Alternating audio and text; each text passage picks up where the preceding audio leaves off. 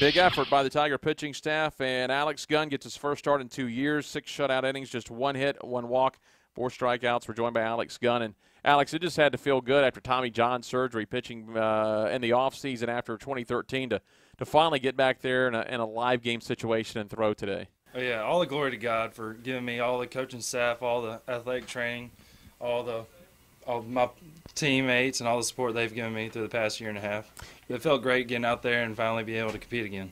Have any kind of butterflies since it's been so long since you got out there in a live ball game and pitch? It had to be like almost making your NCAA debut again. Yeah, it kind of felt like a freshman going out there for the first time again, not really knowing what to expect again. But once I got out there and started going out a few batters, it all sank in. Had to have some confidence, though, because you did have a strong 2013 year. You were on the weekend rotation that year. Yeah, so I had all the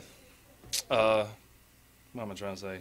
All the effort we put in this offseason, ever since the surgery, all confidence was able to be there. All the bullpens out there trying to talk. At first, when you started the game, you looked strong early. They had a 2-out double, I believe, in the second inning. That's the only hit you gave up. Did you feel pretty confident from the start of this ball game, or was there a pitch or an at-bat where you thought, okay, I'm back in the groove now. I know what I'm doing?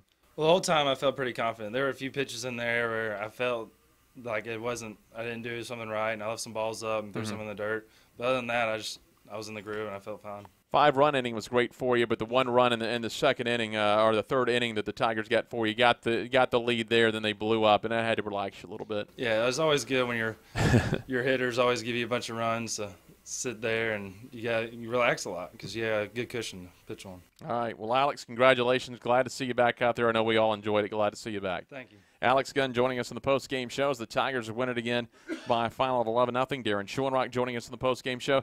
Just talking to Alex. Had to be good for you guys in the dugout, you and Russ McNichol, to see Alex get out there. First time in 2 years he's thrown a live ball game for you guys. And looked like the 2013 edition of Alex Gunn. He was such a solid weekend starter for you that year. Yeah, that's what, Russ had never seen him. So he was asking, how did it look compared? I thought it looked very comparable to 2013. And what he did that year on Sundays after teams faced the power and the velocity of Sam on Friday and the breaking ball of Eric on Saturday, then he brought the plus and minus in, the fastball change combo. So they saw 3 lefties that all did different things. And so he kind of relished off of that. I thought today he pitched like a veteran is what he did, and that was the key. Your pitching staff, after the leadoff home run in the second yesterday, 17 straight shutout innings from the bullpen. Alex in the bullpen again today. Yeah, and one of the positive things that we have going is we've turned a lot of the pitch calling over to the catchers, and it's a process that Russ and I started last year with veteran catchers,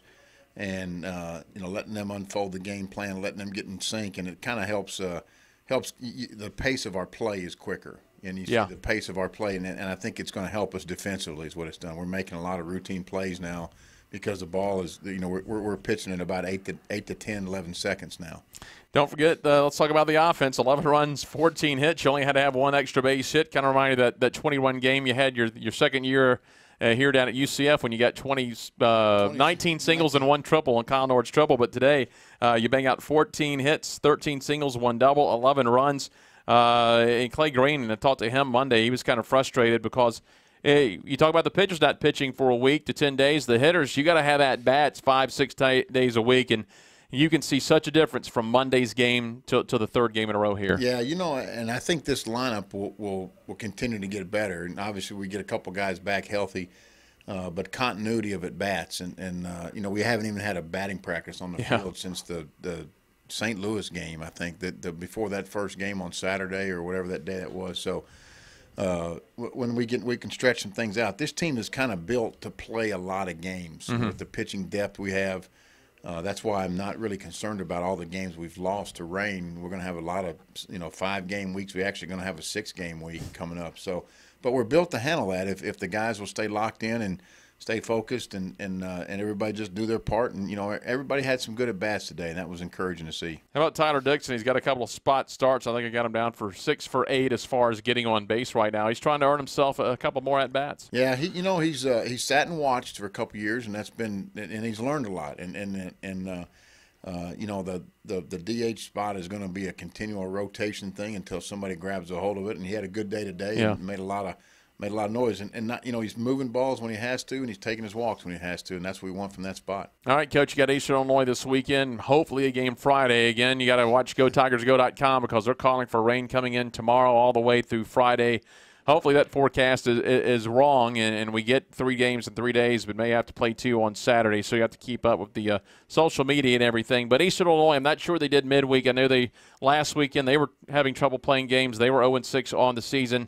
That's always dangerous. We've seen teams come down here before that have struggled to get outside, and they are so excited to play outdoors, and they can boat race you real quick out here since they're out for the first time in a while. We'll have to keep our guys locked in to who we are, and I think one of the positive things is we haven't played enough to really get real comfortable. Yeah. So we'll have to get them. After a 2-game sweep against a good Middle Tennessee team, we'll have to get them back down to earth tomorrow and start looking at the weekend and trying to adjust and find times that we can get the 3 games in.